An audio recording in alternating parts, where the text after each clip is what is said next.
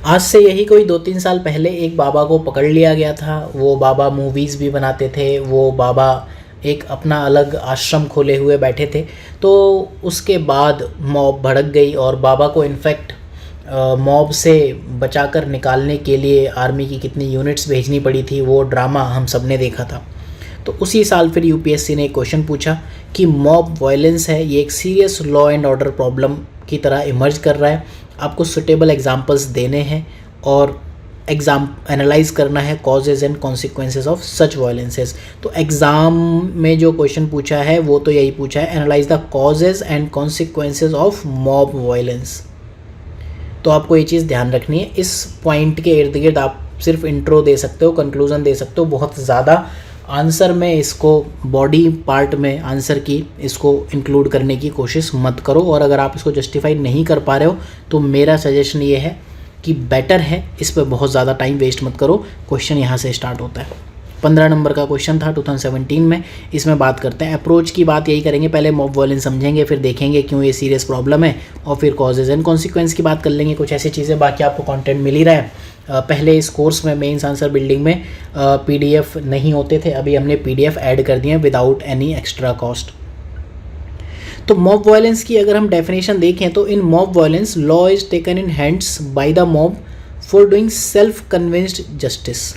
Mob को लगता है कि अगर किसी ने कुछ गड़बड़ किया तो फिर लॉ को अपने हाथ में ले लेते हैं। जैसे बाबा के केस में क्या हुआ, उनको लगा था कि गवर्नमेंट गलत कर रही है, बाबा तो मतलब गलत कर ही नहीं सकते, तो उन्होंने पूरा बिल्कुल पता नहीं क्या क्या बना दिया वहाँ पर। ये चीज़ आपको दिखेगा जब कुछ लोगों को मीट की तस्करी में मार दिया गया, कुछ लोगों को रेप के केस में मार दिया गया। कई बार वो रियल भी थे, कई बार नहीं भी प्रूवन थे। तो मॉब ने एक बार डिसाइड कर लिया कि हाँ हमें जस्टिस देना है, और जस्टिस देने का ये तरीका है जो मूवीज़ से हमने सीखा है ना, पहले लात फिर बात फिर मुलाकात। तो वो चीज़ बेसिकली मॉब वायलेंस है। A group of people become जज, लोग ही खुद जज बन जाते हैं, हमारे आपके लिए हमारे लिए कोर्ट की नीड नहीं पड़ती, और वो पनिशमेंट लेकर आते हैं विदाउट रिस्पेक्टिंग और without adhering to the law of the land. वो लॉ यानी कि लॉ ऑफ द लैंड को भूल जाते हैं।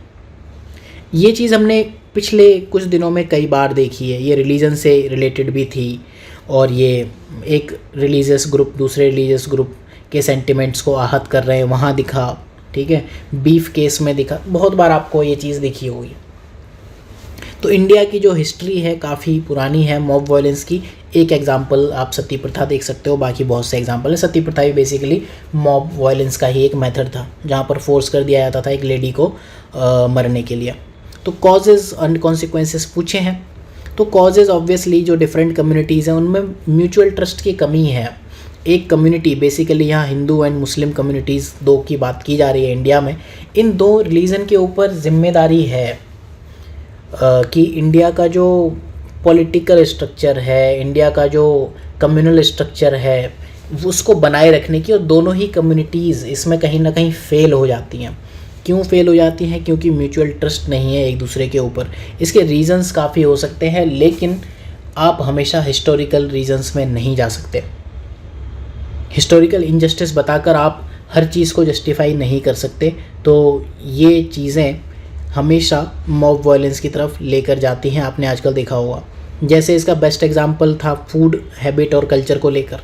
तो उसको लेकर टॉलरेंस ही नहीं है लोगों में, रेस्पेक्ट ऑफ लॉ नहीं है। उसके कई रीज़न हैं। जुडिशल इनजस्टिस होता है, कई बार जुडिशल डिलेज हो जाते हैं, जस्टिस नहीं मिलता है, बहुत सी सारी चीज़ें हैं। इनफैक्ट जुडिशरी में जाना एक बहुत ही कॉस्टली चीज़ है।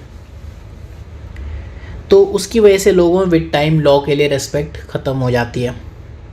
इसके अलावा आप देखोगे political propaganda, hate speech, regionalism, ठीक है, फेक न्यूज़। सबसे ज़्यादा जो लास्ट कुछ टाइम में देखे गए हैं वो फेक न्यूज़ इन सोशल मीडिया। उसकी वजह से आप देखोगे मॉब वायलेंस काफ़ी ज़्यादा भड़का है।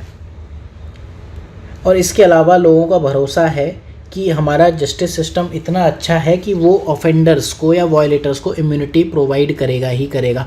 इस वजह से मॉब वायलेंस आता है। तो ये प्रॉब्लम कैसे है, थोड़ा इस बारे में बात करें। क्यों प्रॉब्लम है? क्योंकि ये इग्नाइट हो जाता है बहुत ही कम प्लानिंग से। आपको एक रिलीजन या एक पर्टिकुलर कम्युनिटी के कुछ 5-6 पढ़े लिखे गंवारों को अपनी बातों में फंसाना है और उनको उत्साहित करना है, and they will be involved in mob violence. Mob violence ने काफ़ी सारी फॉर्म्स ले ली है। ऐसा नहीं है कि वो फॉर्म्स आपको सिर्फ किसी की डेथ में, मतलब किसी की मर्डर में दिखेंगी, कई फॉर्म्स में दिखती हैं। और क्यों होता जा रहा है? कम्युनलिज्म है, पॉलिटिकल इंस्टिगेशन है, क्राइम, ये सारे एग्जांपल्स हैं। Atrocity, rape, murder, religious and cultural दोनों तरह का इंटॉलरेंस दिखता है इंडिया में। रेसिज्म है, इनफैक्ट थेफ्ट के ऊपर तक मॉब वायलेंस दिखी कि भैया इस बंदे ने अपने बच्चे को खिलाने के लिए मेरी दुकान से एक परोठा या एक रोटी क्यों चुरा ली। उस केस तक में भी मॉब वायलेंस देखी गई है। तो एग्ज़ाम में जो क्वेश्चन पूछा है उसमें ये तो कहा है कि site with suitable examples, but वो एग्जाम्पल्स इतने कंट्रोवर्शियल हैं कि मैं उनको साइट करना नहीं चाहूँगा। आप खुद भी एग्ज़ाम में थोड़ा बचो अगर उनको साइट करने से बचना चाहते हो। इसी तरह लोग अथॉरिटी और लॉ को ट्रस्ट करते नहीं हैं, तो उसकी वजह से क्या होता है, लॉ अबाइडिंग पीपल हैं वो भी सोचते हैं यार जब मॉब ही हमारा जस्टिस कर देगी, शहंशाह रिश्ते में जो सबके बाप लगते हैं, अगर हम शहंशाह के पास जाकर ही अपने इश्यूज़ रिजॉल्व करा सकते हैं तो फिर हमें लॉ की या फिर जो लॉ अथॉरिटीज़ हैं उनकी नीड ही क्या है। तो ये भी एक इश्यूज़ आते हैं। और कम्युनल सेंटीमेंट और इंटॉलरेंस, ठीक है, इस लाइन को आप हटा सकते हो, रिपीटेड है। इसके कॉन्सिक्वेंसेस जो दूसरा क्वेश्चन पूछा है, एडवर्स इम्पैक्ट होते हैं social, economic and political atmosphere पे। सिंपल से पॉइंट हैं, इसमें जो भी आपको लिखना हो लिख लो, ठीक है। पुअर सोशल कैपिटल आती है क्योंकि सोसाइटी स्ट्रेटिफाइड हो जाती है line of fear and hate, online of fear and hate. Society में स्ट्रेटिफिकेशन आपको दिखना शुरू हो जाता है, caste and religion based politics होने लगती है। और सबसे बड़ा जो इशू आता है, इकोनॉमिक डेवलपमेंट का जो एजेंडा है वो तो कहीं पीछे छूट जाता है और ये सब चीज़ें आगे दिखने लगती हैं और बहस में, और जो इनफैक्ट पार्लियामेंट्री डिबेट्स हैं वो सब चीज़ें भी आपको ऐसे ही उसमें दिखती हैं। मेंस टेस्ट सीरीज़ में हमने एक क्वेश्चन पूछा है, comment on decline of parliament as an institution in India. तो काफ़ी उसमें हमने बात करने की कोशिश की, उसका अगर आप मॉडल आंसर पढ़ो तो वहाँ पर हमने काफ़ी पॉइंट्स ऐसे डिस्कस किए हैं जहाँ पर आप देखोगे कि इकोनॉमिक डेवलपमेंट का एजेंडा तो पार्लियामेंट की जो डिबेट्स हैं उनसे पीछे कहीं ज़्यादा छूट गया। पार्लियामेंट एज एन इंस्टीट्यूशन ही डिक्लाइन करने लगा। और क्योंकि पीस डिस्टर्ब होती है तो फॉरेन फर्म्स इंडिया में इन्वेस्ट करने से बचती हैं। अब ये यहाँ पर एक पॉइंट मैंने जो लिखा है, इसमें आपको एक चीज़ ध्यान रखनी है। हम एग्ज़ाम में जैसे आपको सिखाया गया कि बुलेट पॉइंट डाल के आप बस ही लिख दो prevents foreign firms to invest in India या इट प्रिवेंट्स FDI, तो ठीक है, इट प्रिवेंट्स FDI आप लिख लो, लेकिन उसको आप जस्टिफाई भी करोगे। क्वेश्चन से कैसे रिलेट करोगे? इट प्रिवेंट्स FDI मतलब मॉब वायलेंस, FDI कैसे?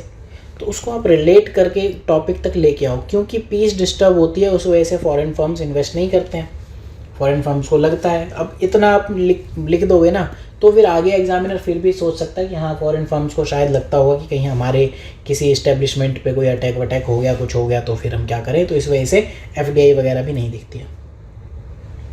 So that's all about this lecture. अगले लेक्चर में हम ये टेररिज्म की बात करेंगे। अगेन ये थोड़ा सा सिंपल क्वेश्चन है, पिछला क्वेश्चन जो 2016 वाला था वो ज़्यादा इंटरेस्टिंग क्वेश्चन था। तो मिलते हैं अगले लेक्चर में, तब तक के लिए पढ़ते रहिए, ध्यान रखिए।